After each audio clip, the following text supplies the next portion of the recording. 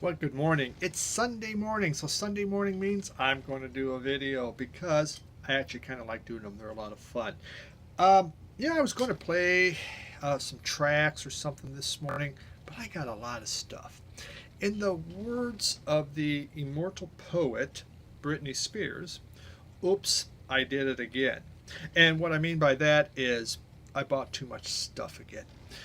This week, I vowed, I said to myself, I'm not going to go to a record store. As I traveled, I'm not going to do it. I am going to save some money this week. And I was doing pretty good. There was a few I wanted. I was down in the Cincinnati area.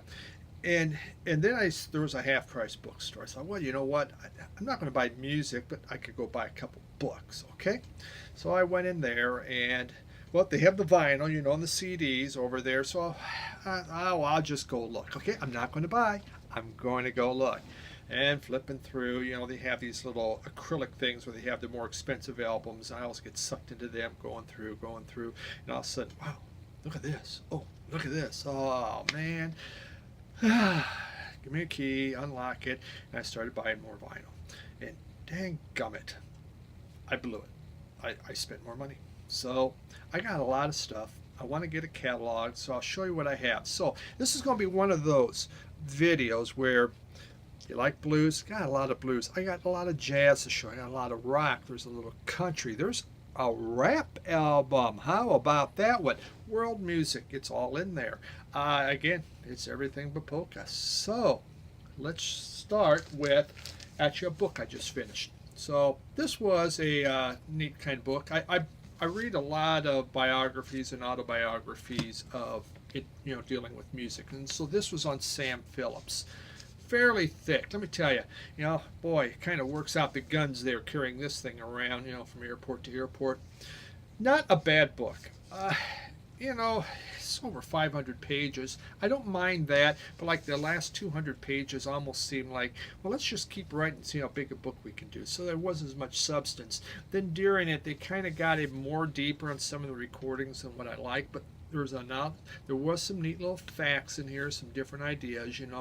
Sam Phillips, he's the one that got Howling Wolf going. There was a lot of other people, but what I found most interesting is he had this love for radio stations. And in Memphis in the 50s, he started the first all-female radio station. From the management, through the advertising, to all the disc jockeys, everybody was a female, and it was a smaller station. That thing took off. It became so popular because think about it. Who was at home? The moms were. This is before they were working. Who went to the stores? The moms did. And so they weren't playing rock and roll music. They were playing Perry Como here and all that. But it became so popular, and he actually did it again down in Florida. He brought this, but he had a real passion for radio stations. So it was an interesting book. A little deeper on some stuff than I would have cared, but I read it. We're done. All right, let's begin. I'm going to start with my favorite album this year. This is the best album I've listened to, and I've been listening to this thing a lot. And now I'll take the flare off. Willie Rosario, okay? And it's Boogaloo and Guanaco. I am not sure. All right, you may not have heard of this thing. I never have heard of this guy either. And he's from Puerto Rico. This album was made in 1968. Kind of cool artwork on there, and it's Latin. All right, it's a Latin album. I spent some years working in Puerto Rico. This is the kind of music that is played a lot. It is salsa. It is danceable. It makes you get up out of your chair.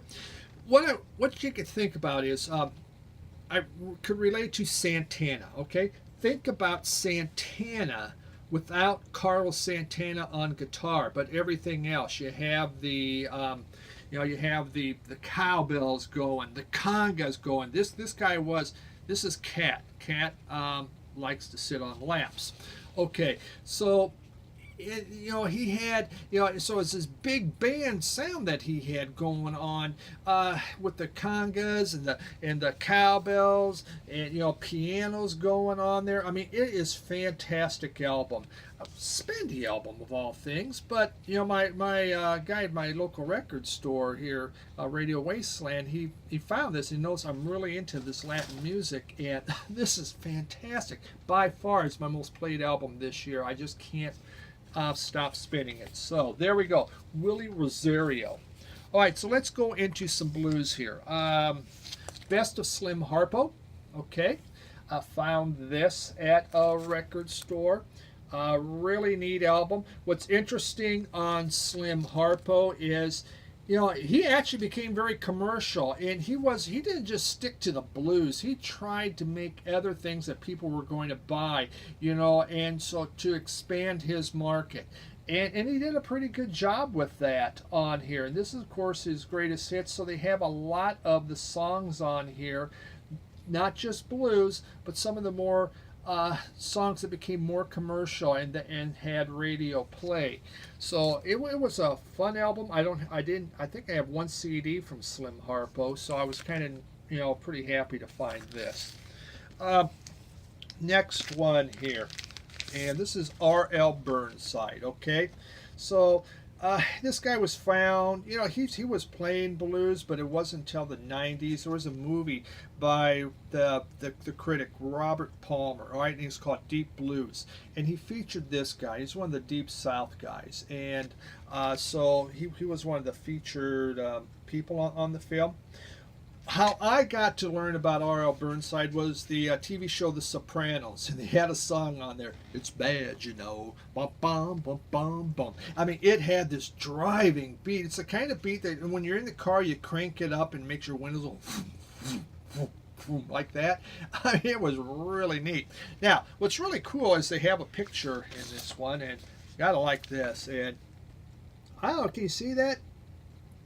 R.L.'s taking a whiz. Hey, that's kind of neat. He's taking a whiz.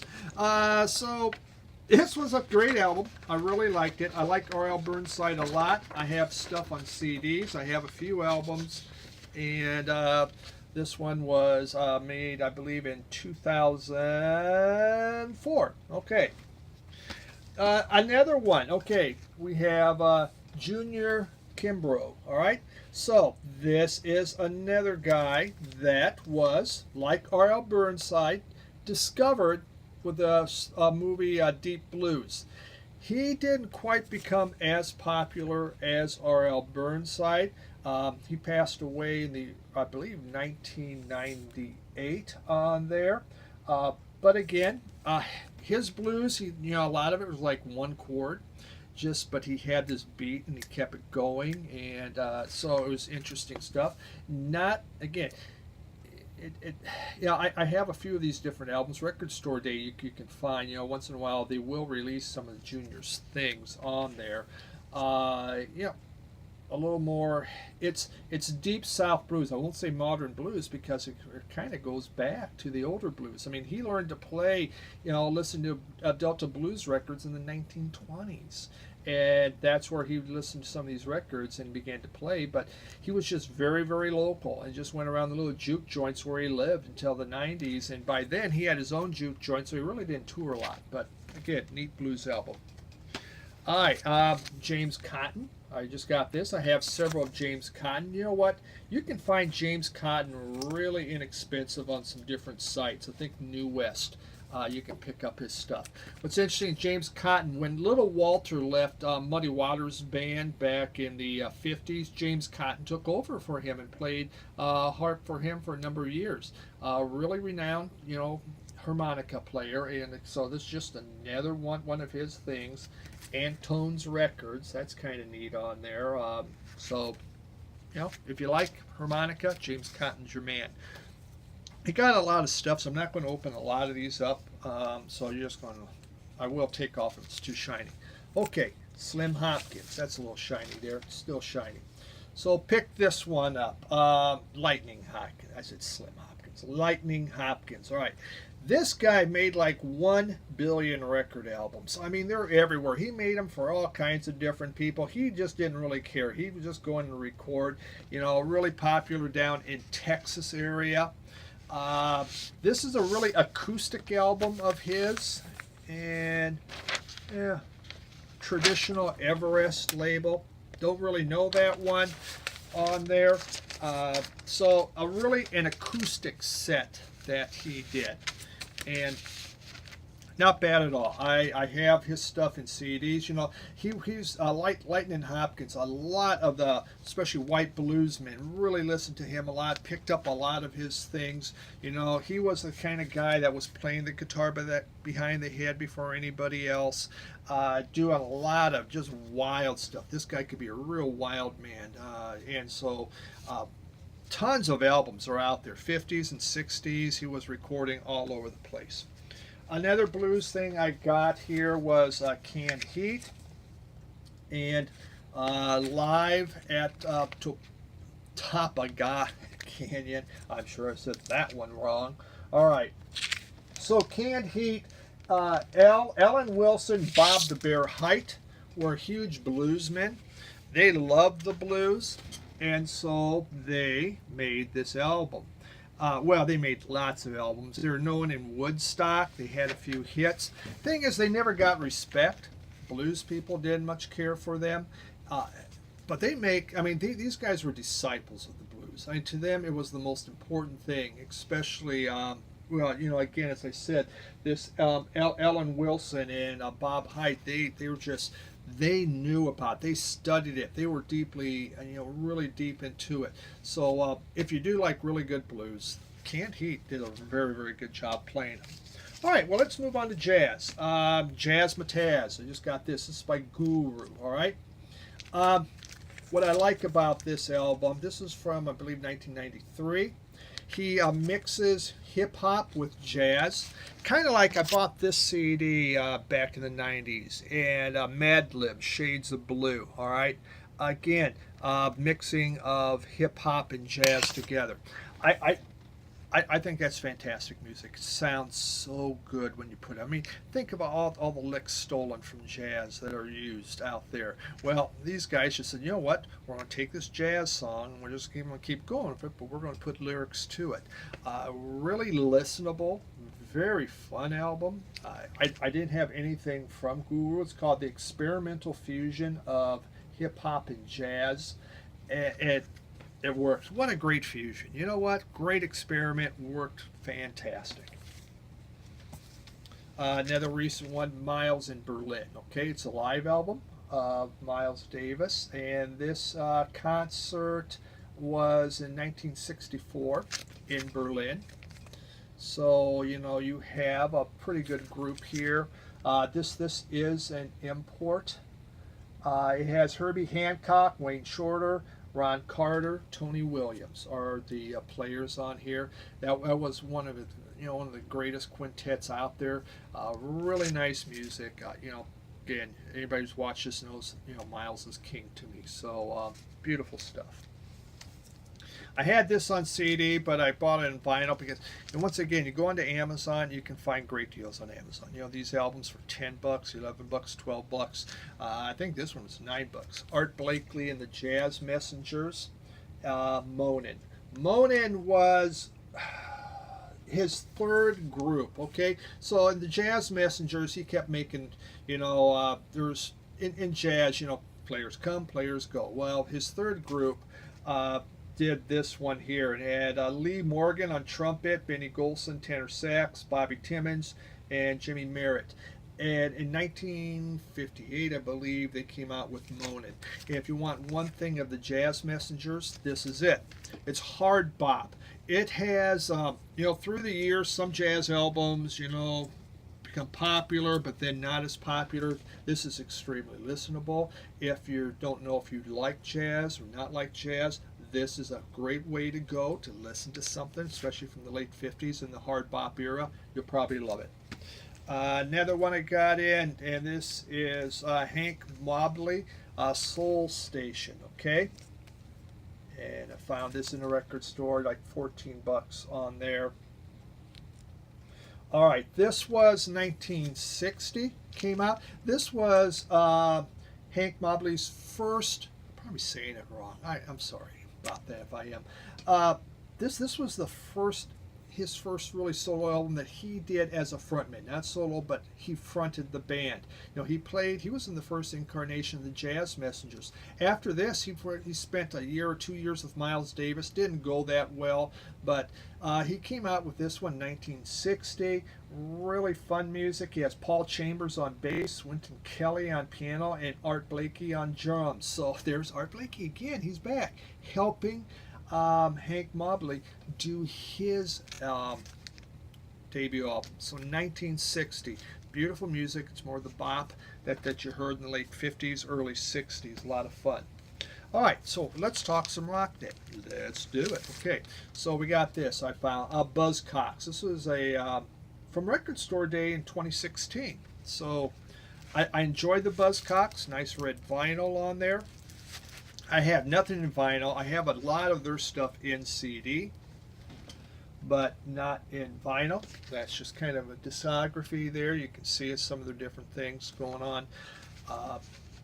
Like Buzzcocks, you can't go wrong on it. I mean, it's basically, it's the greatest hits. That's what it is on red vinyl. Can't go wrong. Enjoy the Buzzcocks. If you kind of like new wave, that's your thing. A little bit punk, a little more new wave. Buzzcocks the way to go out of England. All right, pick this one up. The Rolling Stones 12 by 5. Quite honestly, never listened to it, never had really read much about it. And I walk into a place and this is playing and I go, oh my God, talk about blues. This was a blues album. I mean, it was a fantastic blues album.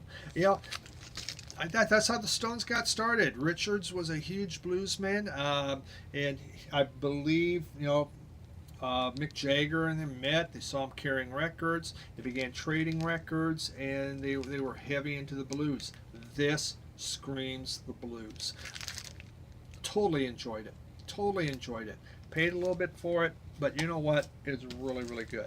All right, pick this one up. Billy Joel Piano Man. You say, wow, how interesting. The Piano Man.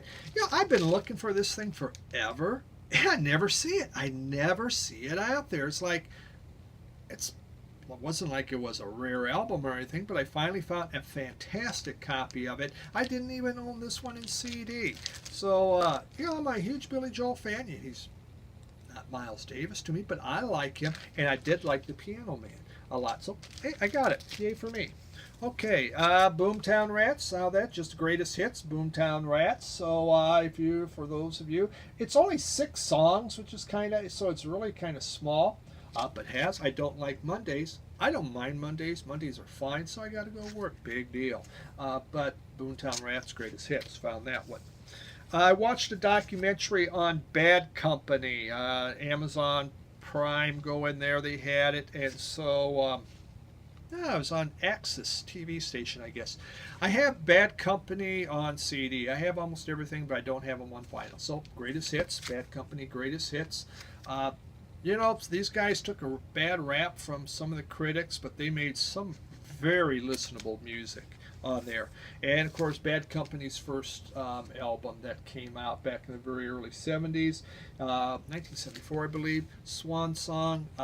You know, Peter Grant took big interest in this group with Led Zeppelin, so that's why it's on Swan Song. And he really began leading this group. But when John Bonham died, Peter Grant just kind of quit with it. I mean, they were all so depressed, they didn't know what to do, and so Peter Grant just kind of stopped. And these guys fell apart because there's 4 big egos, and Peter Grant kept them in line. Well, guess what? Those egos then took over. Bad Company broke up. But they made a lot of really great pop songs, rock songs that will be listened to forever. FM radio staples. All right, I was out in some record stores and just happened to come upon this, Styx's first album. I'd seen it only once or twice, not really a lot out there. And I thought, you know what, I like the, you know, Styx, so I got them. Here they were trying to decide, what kind of band are we? Are we going to be prog? Are we going to be rock? Are we going to just go somewhere in between. Kind of all over the place, but it was an interesting listen to. My favorite Styx album? No, it's not. So then there's also their third album, The Serpent is Rising from 1973. Look at, yeah, this has just, it's kind of a fun collage on there. The album cover's actually very interesting and kind of neat looking. They do the Hallelujah chorus. That's why I bought it. I go, what? They're doing the Hallelujah chorus. I'm kind of a person, I like the Mormon Tabernacle Choir, but yeah, I'll listen to this one too. Again, they were trying to decide where they're going to be and what they want to do. So it's kind of prog, it's kind of rock, it's everywhere on that, but I have it. And dude, cat, come on. No, you're not going top of the ring. There you go. Thank you very much. All right. Say goodbye to cat. Okay, this one here, the detonation. Static, it's called Static Vision. All right. What did I know about this group? Absolutely nothing. I just bought it because it looked cool. It was on some colored vinyl. This is, I believe, from about 2003. Kind of from New York City, more garage band. Kind of a punk sound to them, fast. Great album. Really enjoyed these guys out there. I guess their first couple albums did really well. Then they kind of got a little more mellow on that. So if you see them, Detonations. This one's called Static Vision. This one, and I'm sorry I don't know the name of I can't remember the name of the debut album, but they're both pretty darn good. A record store day listen. Jethro Tull, huge Jethro Tull fan. Got tons and tons of his stuff on there. This was from a period that I really liked, kind of when I got into Tull, when he went more to the Elizabethan part in the late 70s. Some people like it, some don't, but Moths was a fun song I really liked. Simply Red. Okay. It was $1. I owned 0 Simply Red. Why? I couldn't stand Simply Red. Didn't like them a whole lot. And, but that's back when they came out. Guess what? I'm older now. Things change. And I like the album. And this is Picture Book. Picture Book. For $1, how could I go wrong? All I had to do was clean it up. And a lot of fun. Gary Wright, Dreamweaver. My God, doesn't everyone own this? I thought I owned this for years. I truly thought I owned this thing. It shows how much I listen to it. I love the song Dreamweaver. I have it on 45 when I was a kid. That was one of them. But guess what? I didn't own this album. There it was. $1, I got it. For God's sakes, Cat, move. His name really is Cat. DAmato here. And Anthony DAmato, just kind of a blind buy I bought from New West. It was really inexpensive, not bad. I showed one of his things before that I didn't like at all. This one's okay, mid-tempo rocker. Almost done here. Howard Tate, get it while you can. This is one of these purchases where I walk into a record store, it's playing, I go, what is that? I like it. I'll just buy it. I didn't ask how much. I just said, I'm buying it. And this guy's a soul. I mean, kind of like Otis Redding. If you like Otis Redding, this guy's it. He goes. He's fast. Fantastic vocalist. Great music. It really gets back to that 60s soul when you think of Down in Stax. That's what I thought of immediately. This was on the Verve label, though. So it's from Verve. But really fun. I hadn't heard of this guy, had never listened to it, but became a huge fan. We're almost done here. Thank you for your patience. Got this in. It's one of these record club things. Clips, Lord Willin, rap album. There you go. Yes, I did get a rap. It's 2 album set. It's sent in. I don't know. I might not subscribe to that place anymore. I didn't much care for it. All right, couple world music. Third World. Didn't know anything about Third World. I saw this, look at kind of a funk band there, but it's reggae funk. I like the album cover, so I bought it. I actually hadn't put it on. I really enjoyed it. All right, reggae purists think these guys ruined reggae because they did bring it in a whole different direction. These are from this album, I believe it's 1978. I have another one here, 77. I liked it. It was very listenable. I truly loved the horns. That's, I'm a horn guy. I like the horns. Really nice. So I bought that. Here was the other one. Great again. I think the cover art's fantastic on here. Just some reggae with horns from New York. From New York. And I promised you country, and this thing came in, and it's a Highway Queen. It's a picture disc. I don't remember even ordering this damn thing, and there it was. So maybe they just gave it to me free. Heck if I know. Who is this gal? It's pretty sad. The name of the album is called Highway Queen. They don't even have a title. I can tell you, I liked it. I liked it a lot. Hey, who is it? I don't know. I got to find the freaking download card on the whole thing. I had a few CDs come in. Actually, I got a whole bunch of CDs I bought. I do go out and look. When I look at CDs, I kind of look at world music more often than not. Belize Tropical. David Byrne helped put this thing together. It's more of the Latin feel, Latin type music. Half price bookstore. It was okay. Bob Mould had a neat little box set out there. Found that. Felty. And it's the Body of Souls in there. I just liked it. Had the box. And found a box set on the Moody Blues. 3 CD set. Little booklet inside on there.